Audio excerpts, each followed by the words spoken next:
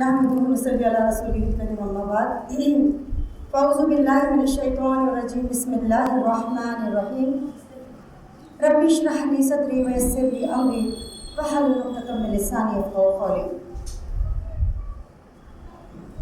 ڈائش پر تشریف فرما ذمہ داران اور میری راہ کے ساتھیوں، السلام علیکم رحمۃ اللہ وبرکاتہ۔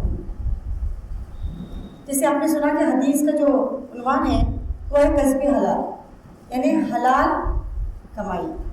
کسب کے معنی کمائی کے، اور حلال کے معنی جائز اور پاک، یعنی حلال روزی کمانا۔ کسب حلال سے مراد اللہ اور اس کے رسول صلی اللہ علیہ وسلم کے بتائے ہوئے طریقوں سے روزی کمانا۔ اس کے تعلق سے جو حدیث ہم کو ملتی ہے وہ یہ ہے، طلب کسب حلالی فریضۃ بعد الفریضہ۔ بیہقی کی حدیث ہے۔ دیکھیے اس کا مفہوم یہ ہے کہ فرض عبادتوں کے بعد حلال روزی کمانا بھی فرض ہے۔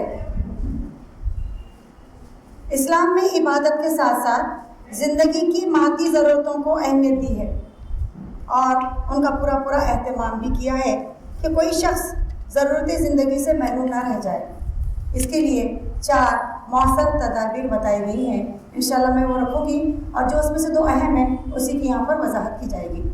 تو یہاں پر جو حدیث پیش کی گئی اس کے اندر ہم کو یہ سمجھ میں آیا کہ عبادتوں ہے نا، کہ تم جو عبادت کرتے ہو، ہم عبادت نماز، روزہ، زکوٰۃ، حج، ان چیزوں کو عبادت کی جگہ دیتے ہیں، تو اس کے ساتھ ساتھ حلال روزی کمانا بھی یہاں پر عبادت میں شمار بتایا گیا، یعنی اس کو فرض قرار دیا گیا۔ اب فرض کا درجہ ہم سمجھ سکتے ہیں کہ جس کو کرنا ہم پر لازمی آتا ہے، تو ہر ایک کا یہ ذمہ داری بنتی ہے کہ وہ کمائی جو کما رہا ہے وہ کیسی ہو، حلال ہو، پاک ہو۔ تو یہاں پر اس کمائی کو کمانا یہاں پر فرض بتایا گیا، اور بتایا گیا کہ جو انسان پاک اور حلال کمائی کماتا ہے وہ عبادت میں اس کا شمار ہے، جو بھی وہ محنت کرتا ہے، چاہے وہ جاب ہو، بزنس ہو، محنت مزدوری ہو، جو بھی وہ کام کرے گا وہ حلال ہونا چاہیے۔ جو تدبیریں بتائی گئی ہیں اس حدیث کی روشنی میں، کہ سب سے پہلا پوائنٹ تو یہ ہے، ہر شخص کو اپنی روزی خود کمانے کی ترغیب و ہدایت دی گئی کہ وہ اپنی روزی خود کمائے، کسی کے اوپر ڈپینڈ نہ رہے۔ دوسرا یہ کہ کمانے اور خرچ کرنے کی ضروری آزادی اور ان پر ضروری پابندیاں، دوسرا پوائنٹ تھا۔ تیسرا پوائنٹ ہے حاجت مند افراد کی ضرورتیں پوری کرنے کے بارے میں دولت مندوں کو اخلاقی ہدایتیں دی گئی۔ اور تیسرا یہ، چوتھا، حاجت مندوں کے بارے میں دولت مندوں کی قانونی ذمہ داریاں بتائی گئی۔ تو پہلا جو تھا، جو تدبیر بتائی گئی تھی، تو اگر ہم غور کریں تو سمجھ میں آتا ہے ہر شخص کو اپنی روزی کمانے کی ترغیب و ہدایت دی گئی، یعنی ہر انسان کو اپنی روزی کمانے کی کوشش کرنی چاہیے، ایک شرعی ذمہ داری سمجھتے ہوئے کہ میرے کو یہ کام کرنا ہے، اور کسی پر بار بننے کے بجائے اپنا رزق خود اپنا پسینہ بہا کر حاصل کرنا چاہیے۔ اس کو بہت زیادہ اہمیت ہے، اور ہم دیکھتے ہیں کہ اس میں ام المؤمنین پیچھے نہیں تھی۔ زینب رضی اللہ تعالیٰ کا واقعہ ملتا ہے، جو چمڑا پکانے دباغت کا فن جانتی تھی، اور وہ محنت کر کے جو پیسہ آتا وہ پیسہ اللہ کے راہ میں صدقہ کرتی تھی۔ تو یہ محنت جو ہے نا، ہم کو بھی کرنا ہے۔ تو یہ پہلا پوائنٹ تھا۔ دوسرا جو پوائنٹ ہے اس کی وضاحت ہے کہ بھیک مانگنا، بھیک مانگ کر اپنی روزی چلانا سخت معیوب ہے، اسلام اس کو پسند نہیں کرتا۔ اور جو شخص بھی کسی موقع پر مجبوری کے بغیر، یہاں پہ مجبوری کے اوپر میں زور دے رہی ہوں کہ مجبوری کے بغیر دوسروں کے سامنے ہاتھ پھیلاتا ہے، وہ حرام کماتا ہے اور حرام کھاتا ہے۔ یعنی مان کے دیکھیں، آج ہم دیکھتے ہیں کہ باہر سب سے زیادہ لوگ ہم کو ہمارے ہی مسلمان بھائی بہن نظر آتے ہیں جو بھیک مانگتے ہوئے نظر آتے ہیں۔ کیوں؟ کیونکہ یہاں تو بتایا گیا کہ اگر آپ کو مجبوری ہے تو ضرور آپ ہاتھ پھیلا سکتے ہو، لیکن بنا مجبوری کے اگر آپ کسی کے سامنے ہاتھ پھیلاتے ہیں تو وہ مانگ کر کھانا حرام بتایا گیا ہے کہ وہ جائز نہیں ہے۔ دوسرا پوائنٹ کا، جو یہ پہلے پوائنٹ کے کچھ چند دیے تھے، دوسرا پوائنٹ ہے کمانے اور خرچ کرنے کی ضروری آزادی اور ان پر ضروری پابندیاں۔ اس تدبیر میں یہ بتایا گیا کہ روزی کمانے کے سارے جائز ذرائع ہر شخص کے لیے یکساں طور پر کھلے ہیں، جائز ذرائع۔ معاشی میدان میں جدوجہد کا سب کو مساوی حق حاصل ہوگا، یہاں اجارہ داری نام کی کوئی چیز نہ ہوگی۔ ایسا ضروری نہیں ہے کہ امیر ہے تو امیر ان کی اجارہ داری ہے اور وہ مال کمائے، بلکہ پاک اور حلال مال کمانے کی سب کو یہاں پر آزادی ہے۔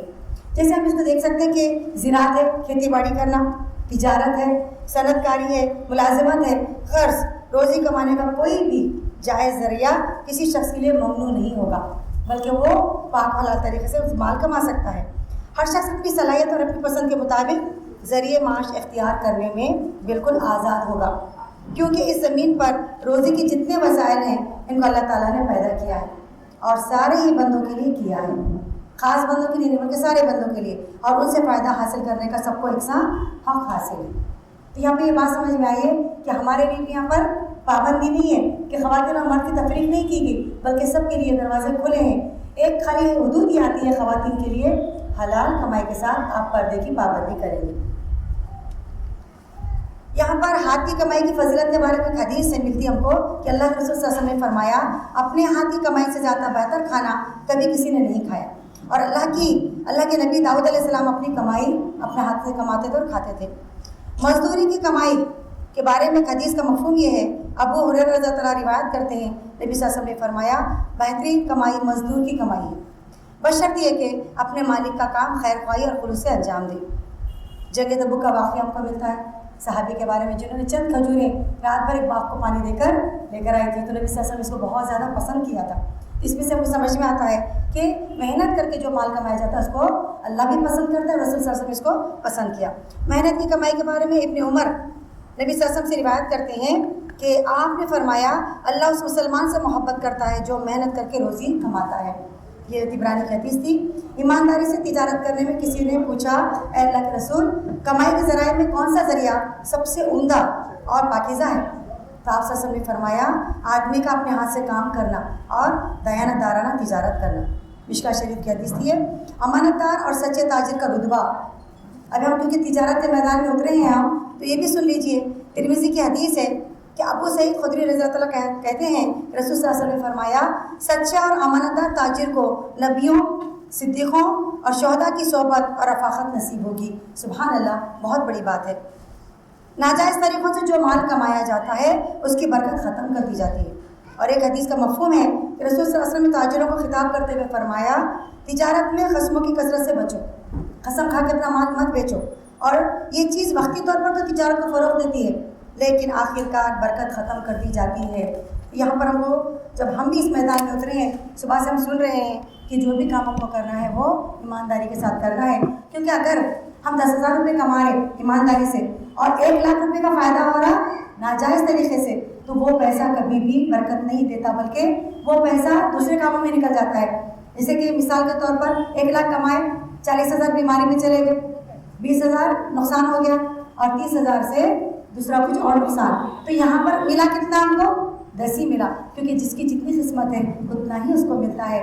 تو ہمارے پاس کسب حلال، پاک اور حلال کمائی کمانا ہمارے لیے فرض ہے۔ تو ہم جب بھی اس میدان میں اترے کام کریں گے انشاءاللہ، تو ہم ایمانداری سے اس فریضے کو انجام دیں گے، تاکہ دنیا میں بھی ہم سرخرو ہو جائیں اور آخرت میں بھی۔